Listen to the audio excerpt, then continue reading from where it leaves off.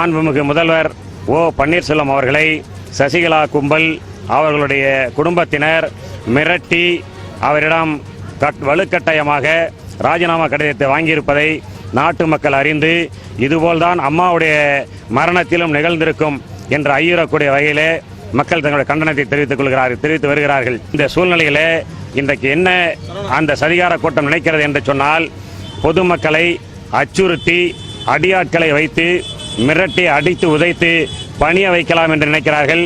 அதனுடைய முன்னோட்டமாக இன்றைக்கு அமைதியான வழியிலே அறப்போராட்டமாக கழக தொண்டர்களும் பொதுமக்களும் தாய்மார்களும் இணைந்து அரியலூர் பஸ் நிலையத்தின் முன்பாக நடத்தி கொண்டிருந்த அந்த ஆர்ப்பாட்டத்திலே குண்டர்களை திட்டமிட்டு ஏவிவிட்டு கொலை செய்யக்கூடிய நோக்கத்திலே தொண்டர்களையும் பொதுமக்களையும் தாக்கியிருக்கிறார்கள்.